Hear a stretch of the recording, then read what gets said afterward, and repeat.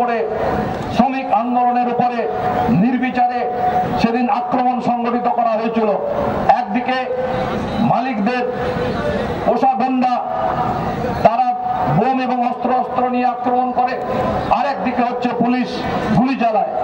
এর মধ্য দিয়ে সেখানে অনেক মানুষ তারা আহত হয়েছিলেন, শ্রমিক কর্মচারী থেকে শুরু করে ওখানে পুলিশ কর্মী তারা আহত হয়েছিলেন, নিহত হয়েছিলেন।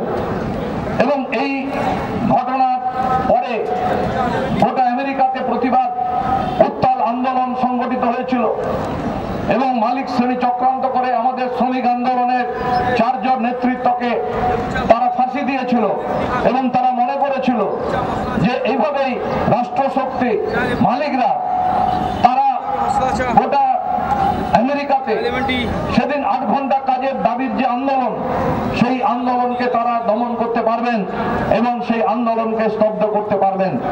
কিন্তু ঘটনা হচ্ছে এই ঘটনার পর সারা আমেরিকা জুড়ে উত্তাল আন্দোলন 8 ঘন্টা কাজের দাবিতে যেমন হয়েছিল, তেমনি ভাবে সারা ইউরোপ তৎকালীন সমস্ত উন্নত পুঁজিবাদী দেশে এবং আমাদের মতো দেশে পরবর্তী সময়ে 8 ঘন্টা কাজের দাবিতে লড়াই হয়েছে, আন্দোলন হয়েছে। এবং পরবর্তী সময়ে সোভিয়েত ইউনিয়ন 1917 সালে যখন শ্রমিক শ্রেণীর নেতৃত্বে যখন বিপ্লব হলো, সমাজতান্ত্রিক বিপ্লব, তারপরে গোটা পৃথিবী জুড়ে সাম্রাজ্যবাদের বিরুদ্ধে প্রথম বিশ্বযুদ্ধ, দ্বিতীয় বিশ্বযুদ্ধের ঘটনা, গোটা পৃথিবী জুড়ে সাম্রাজ্যবাদের শৃঙ্খল যখন ভেঙে পড়ে, তার মধ্য দিয়ে যে নতুন পরিস্থিতি তৈরি হয়, সারা পৃথিবী জুড়ে দেশে দেশে শ্রমজীবী মানুষের যে অধিকার, ট্রেড ইউনিয়ন করার অধিকার, 8 ঘন্টা কাজের অধিকার, সেই সমস্ত অধিকার প্রতিষ্ঠিত হয়েছিল। আজকে যখন পুঁজিবাদের সংকট সারা পৃথিবী জুড়ে, সেই সংকটগ্রস্ত পুঁজিবাদ 2008 সাল থেকে ক্রমশ এই সংকট তীব্র থেকে তীব্রতর হয়েছে।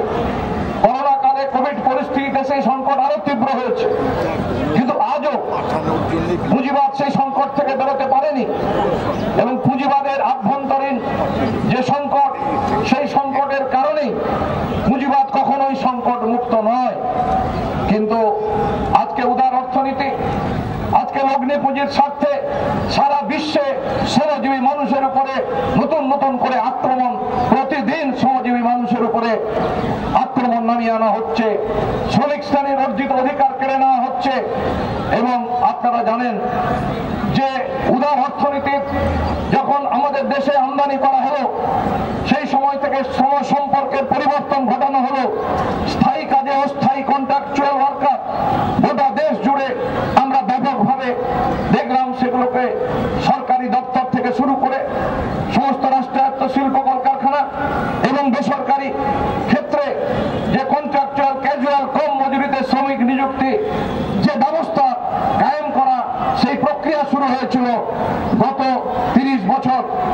এই 35 বছরে গোটা দেশের সমস্ত সরকারি দপ্তরে, কেন্দ্রীয় সরকার, রাজ্য সরকারের দপ্তরে এবং আমাদের দেশের সমস্ত রাষ্ট্রায়ত্ত শিল্প কলকারখানাতে প্রায় 70% শ্রমিক কর্মচারী আজকে কন্ট্রাকচুয়াল ক্যাজুয়াল, এবং এরা একজন স্থায়ী শ্রমিকের যে মজুরি, তার 3 ভাগের 1 ভাগ বা 4 ভাগের 1 ভাগ মজুরিতে আজকে কাজ করতে বাধ্য হচ্ছে। এর পরিণতিতে মালিকরা বিপুলভাবে মুনাফা অর্জন করছে। মানুষের জীবনে, জীবন জীবিকার উপরে ভয়ঙ্কর আক্রমণ নেমে এসেছে। আকাশ ছোঁয়া মূল্য বৃদ্ধি, তার মধ্যেই আমাদের দেশের কেন্দ্রীয় সরকার, বিজেপির এবং আদানি আম্বানিদের এই সরকার শ্রমজীবী মানুষের উপরে নতুন করে আক্রমণ নামিয়ে আনছে শ্রম কোড লাগু করার মধ্য দিয়ে। যে শ্রম কোড যদি লাগু হয়, তাহলে আমাদের দেশের সংগঠিত ক্ষেত্রের 75 ভাগ কলকারখানার শ্রমিক, প্রায় 76, 77, 80 ভাগ শ্রমিক কর্মচারী সংগঠিত ক্ষেত্রে যারা শ্রম আইনের বাইরে চলে যাবে। আর বিরাট অংশ অসংগঠিত ক্ষেত্র, যা প্রায় 90-95 ভাগ অসংগঠিত ক্ষেত্রের শ্রমিক, গোটা দেশের কোটি কোটি শ্রমিক, তাদের জন্য কোনো সামাজিক সুরক্ষা, কোনো ব্যবস্থা কেন্দ্রীয় সরকার এবং রাজ্য সরকারগুলো করছে না। রাজ্যে বামফ্রন্ট সরকার যখন ছিল, অসংগঠিত সুরক্ষার ব্যবস্থা করেছিল। তারপর মমতা ব্যানার্জি সরকার আসার পর একটিও নতুন প্রকল্প অসংগঠিত ক্ষেত্রে শ্রমিক হোক, সংগঠিত ক্ষেত্রে শ্রমিক হোক, কারোর জন্য কোনো ব্যবস্থা এই সরকার করেনি। এবং অনেকগুলো শ্রমিক কর্মচারীদের সুযোগ সুবিধা এই সরকার ছাঁটাই করেছে। শুধু তাই না, সামাজিক সুরক্ষার টাকা, নির্মাণ শিল্পের শ্রমিকদের ওয়েলফেয়ার বোর্ডের টাকা, অসংগঠিত ক্ষেত্রের প্রভিডেন্ট ফান্ডের শ্রমিকদের টাকা, হাজার হাজার কোটি টাকা এই সরকার আত্মসাৎ করে ওয়েলফেয়ার বোর্ড থেকে সরিয়ে নিয়ে গেছে। এবং একইভাবে কেন্দ্রীয় সরকার কোনো অসংগঠিত শ্রমিকদের সামাজিক সুরক্ষার কোনো ব্যবস্থা করেনি।